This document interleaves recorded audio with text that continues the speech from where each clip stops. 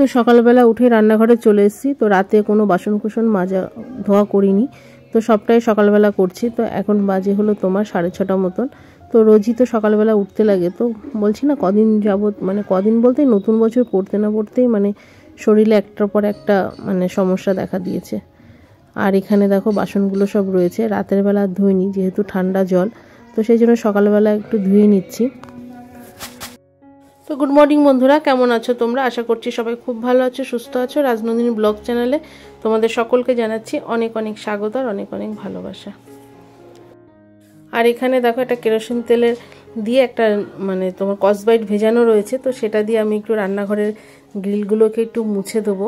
আর এটা চিমনি পরিষ্কার করার পর অনেকটা কেরোসিন তেল ছিল, তো সেটা দিয়ে এই জায়গাটা পরিষ্কার করে দিচ্ছি। আর প্রচণ্ড পিঁপড়ের উৎপাত হয়েছে, আর সেই জন্যে কেরোসিন তেল দেওয়া। আর এখানে গ্রিলগুলো একটুখানি ধুলো পড়েছিল, তো জল ন্যাকড়া দিয়ে মুছবো, তো ভাবলাম যে একটু কেরোসিন তেল দিয়ে মুছে দিই, তাহলে পিঁপড়ে মাকড়সা যাই হোক সেগুলো আর মানে আসবে না।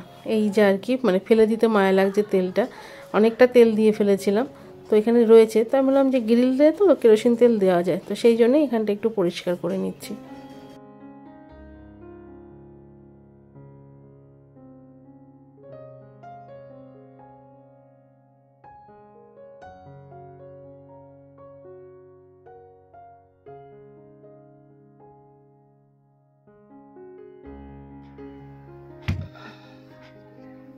ঠাকুরের বাসনপত্র সব ধুয়ে নিয়ে আসলাম, আমার স্নানও হয়ে গেছে, তখন ফ্রেশ হয়ে একবারে রেডি হয়ে ঠাকুর ঘরে চলে এসেছি। আর এত পিঁপড়েগুলো বড্ড জ্বালাচ্ছে, ঠাকুরের আসনে এত পিঁপড়ে হয়েছে সে বলার কথা না। আর মেয়েরও স্নান হয়ে গেছে, তো মেয়ে বললো মা তুমি রেখে দাও, মানে গুছিয়ে রাখো, আমি পুজোটা দিয়ে দিচ্ছি। আর শাশুড়ি মাও বসে আছে, তো ওনাকে আমি খেতে দিয়ে দিই, আর এদিকে মেয়ের পুজো হয়ে গেলে তারপরে একসাথে খেয়ে নেবো। আর তোমাদের দাদাভাইও চলে এসছে। তো চলো আগে জায়গায় মানে ঠাকুরের জায়গাটা একটু মুছে দিই, মেয়ের ঘরটা গোছাবো। তো আমাদের বিছানাপত্র গোছানো হয়ে গেছে, আর ওই বই খাতাগুলো সব এই ঘরে নিয়ে আসলাম। আর দেখো বিছানার উপরে ঝাঁটাটাই রয়েছে, আর এখানটা দিলাম পড়ার জন্য, একটু জায়গাটা চেঞ্জ করে দিলাম যে এই ঘরে পর, তারপরে আমি আবার পাশের ঘরটা পরিষ্কার করে। আর দেখো সকালবেলা জানলা খুলেছি, খুলতে না খুলতে আবার বন্ধ করে দিলাম। তো এখন বাজে 3টে, জানলা বন্ধ করে দিয়েছি, আবার বিছানাটাকে একটু ঝেড়েও নিলাম।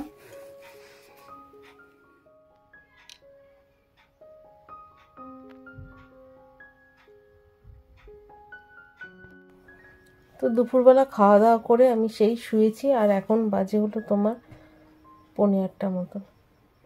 তো এখনও উঠিনি, আমার প্রচণ্ড শরীর খারাপ, মানে নতুন বছর পড়তে না পড়তেই শরীর খারাপ শুরু হয়ে গেছে। আর এই যে দেখো এই যে হাতটাও ফুলেছে, আর এই হাতে যে বিয়ে বাড়ি গেছিলাম পরে একটা শাখা বাঁধানো পড়েছিলাম, তো হাতটা এতটা ব্যথার ফুলেছে যে আর নতুন করে হাতে পড়তেই পারছি না। তো দেখি আজকে রাতে পরবো।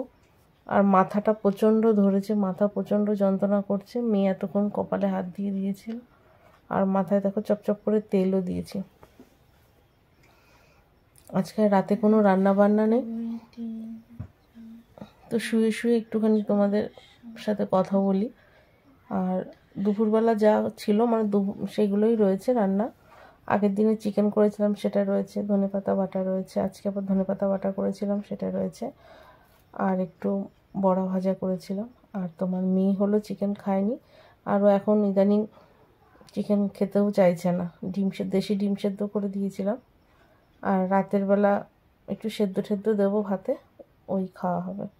আর 9টা বাজলেই খেতে দিয়ে দেবো। আর আজকে আর কোনো রুটি পরোটা লুচি এসব কিছুই হবে না। ভেবেছিলাম আজকে একটু লুচি করব, আগের দিন পরোটা করেছিলাম, তো আজকে ভেবেছিলাম লুচি করব, তো আজকে আর করবো না।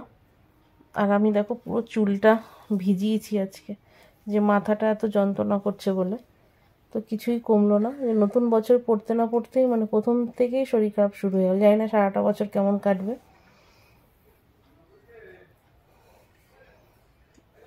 তো চলো আর 10 মিনিট শোবো, তারপরে উঠবো। আর তারপরে জামা কাপড় নিয়ে এসেছি ছাদের থেকে, সেগুলো সমস্তটা রয়েছে, ওগুলো ভাঁজ করবো। আজকে একটা চাদর কেচেছি, তোমাদের দাদাভাইয়ের একটা জিন্সের প্যান্ট কেচেছি, সেটা কাচার পর আমার হাতে যন্ত্রণা আরও বেড়ে গেছে। তো প্রচণ্ড বমি লাগছিল, তো মেয়ে একটু ইনো গুলিয়ে দিল, আর ইনোটা খাওয়ার পর একটু ভালো লাগছিল, তো মাথা ধরাটা একটু কমেছে, মেয়েও মাথাটা একটু মাসাজ করে দিল। তো চলো বন্ধুরা, আজকের মতন ভিডিওটা এখানে শেষ করছি। ভালো লাগলে অবশ্যই একটা লাইক করো,